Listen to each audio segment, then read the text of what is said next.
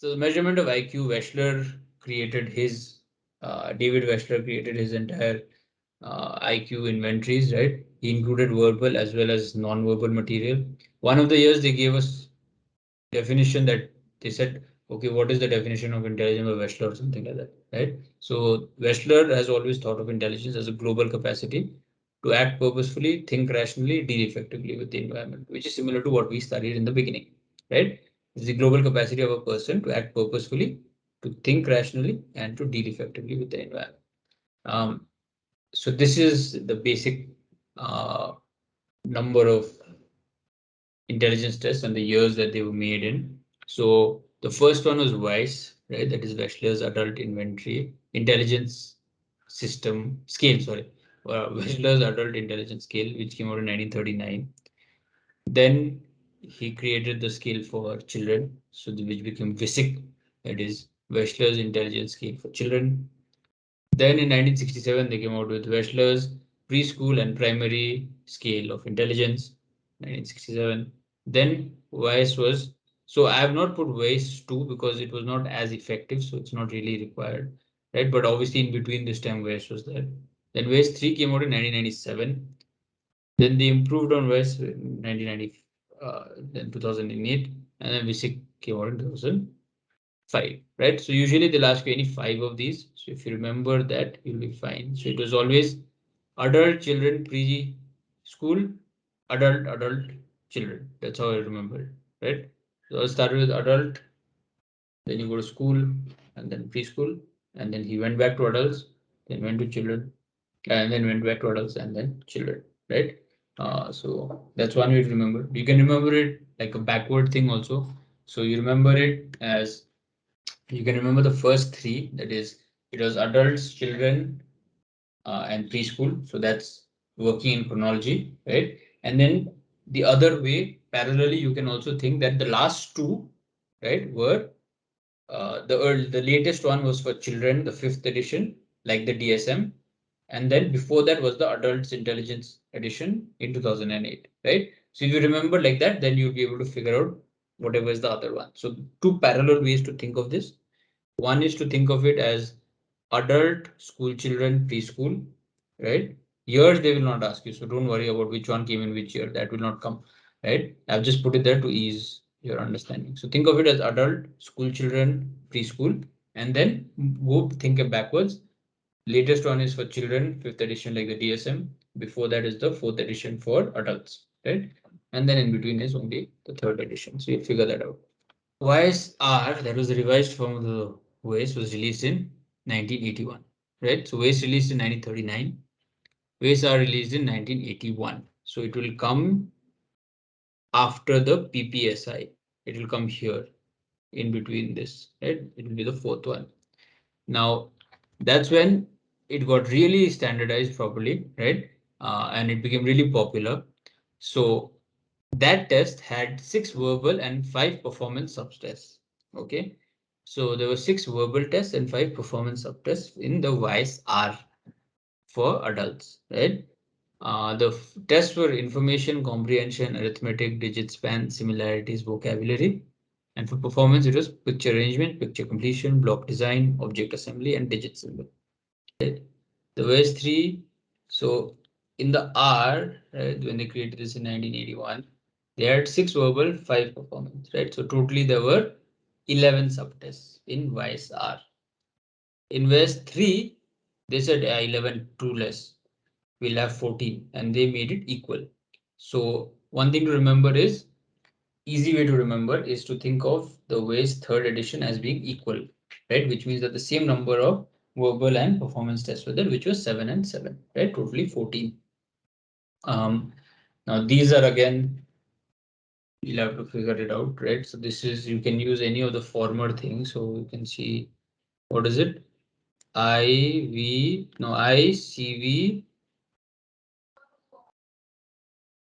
that, and then what is there? L is left, no? One was added, which was L, right? ICV saddle, or is there any other way to remember this? Please suggest, right? And then here also there was an increase, so it was that PP is gone, PP, right? DOT, and then there is MS, right? So that's like word mass. ICV lads. So this can be ICV lads. Very good. Thank you. Right? Lads are nowadays famous term in social media.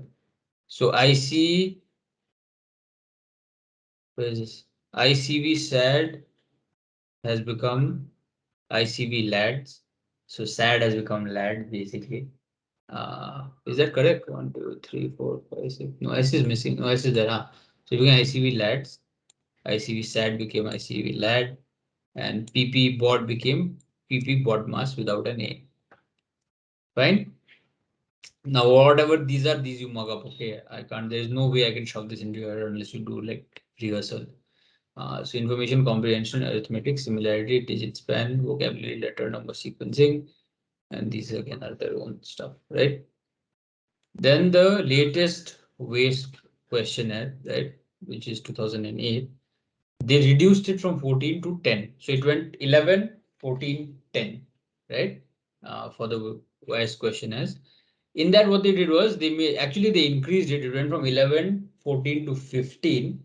But then they said that there are 10 core subtests and 5 supplemental subtests. Okay. And then the 10 core ones can give you a full IQ scale. So you don't need the 5 supplemental subtests at all to give you the IQ scale. Right? So if you want to find someone's IQ, sometimes they'll ask you this question. Saying that to calculate IQ in YS4, what are necessary? Core, supplemental plus core, only supplemental, right? They'll give you these 4 options. Now, generally, we'll think core and supplemental, obviously, but that's not correct. For YS4, if you want to give someone a full IQ, you can represent that by just the 10 core subtests, right? Verbal and IQ performance scores from previous versions were removed and they were replaced by index scores, right? Index scores were represented by these 4 types, which is verbal comprehension index, perceptual reasoning index, working memory index, and processing speed index. Now, thankfully for you, these questions have not come, so I would recommend you, there's no need to mug it up. But again, if there is no other option, you mug it up, right? So full scale IQ is based on the scores of these 4. And general ability index is based on the 6 subtests of VCI and PRI, right? So the first 2, if you mix, you can get what is known as your general ability index, which is not a score for IQ, but it is a score which gives you a relatively okay amount of information about whether someone has normal level of intelligence or not, right? If you want only that much and you don't want to assess their whole range of IQ, then the general ability index is good.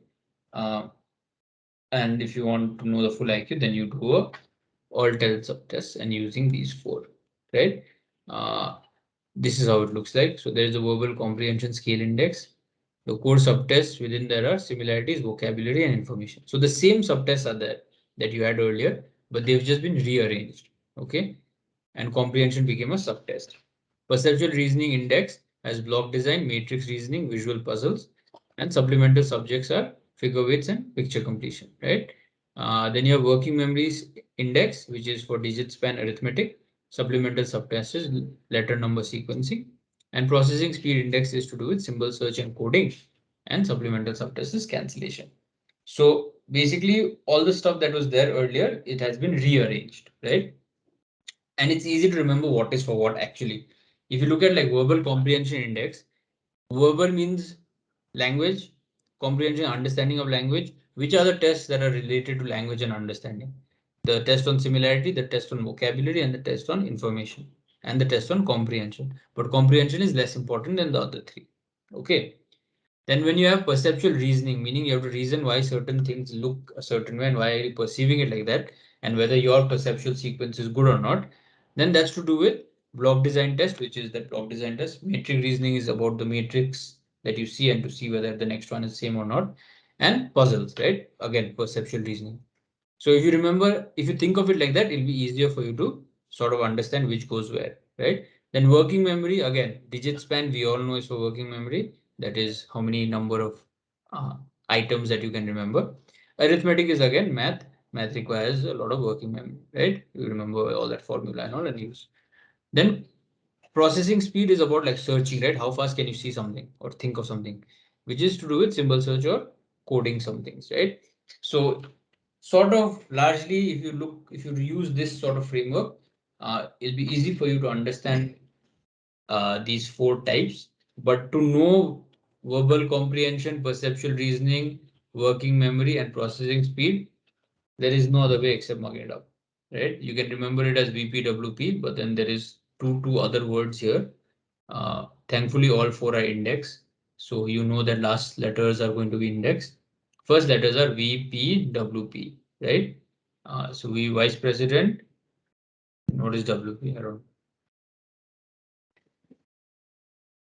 Vice president, woman president, right? Just think of it like that.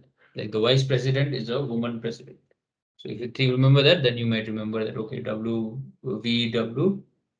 VPWP, right? Um, Unfortunately, there's no other way to do this. Now, these are just some important pointers that come for the exam. Uh, Usually, now there are psychometric standards that are present, right? So one of those things is in terms of academic performance and IQ. So there's a 0.6 correlation for people who have high IQ and the performance scores in high school, right? Then you have the Flynn effect. The Flynn effect is sort of controversial now. It's sort of debunked also, where Flynn said that every generation that comes in, every decade, the IQ scores rise by 3 points, right? Um, Sometimes this is seen, sometimes this is not seen. So if you are asked what the Flynn effect is, that's the Flynn effect, the increase in IQ per decade, per generation by 3 points, right? IQ score. Then there are cultural measurements of IQ which measure IQ in two ways. One is either they create reasoning problems without any cultural knowledge base, so like RPM, right, Raven's progressive matrices, or they create measures that are specific to cultures and that cannot be used for any other culture, right? So there are two ways in which cultural measurements move. One is to be culturally free or fair completely. Another is to be specific to specific cultures, right? Another correlational standard that you need to sort of know. Just remember this. You don't need to know the exact number. Is that intelligence, heredity, and environment have a very high correlation, right? Of where in heredity and intelligence, the correlation ranges usually from 0.5 to 0.7, right? So that's a very high, not very high, a high correlation rate, meaning that biology and genetics plays a very high role in someone's IQ levels, right? There's a high correlation between them. Um, Research on IQ has also shown that Japanese have the highest IQ across the world in on average, right? Then Asian Americans have less than white Americans in verbal intelligence, but more on spatial and mathematical reasoning. So this is that typical stereotype that exists. This is on average, it's fulfilling it, right? But obviously the world doesn't work on averages. But on average, Asian Americans score lower on verbal but higher on spatial and mathematical reasoning. Hispanic Americans score the same as white Americans on IQ on average, and African Americans score uh, low on IQ based on uh, as opposed to white people, right? Now the thing is there are lots of factors involved. The structuring of the IQ test is a problem. The neighborhoods are a problem. On average, the uh, standard of living for different groups in America is different, right? So all of these factors are at play, but this is generally the trend, right?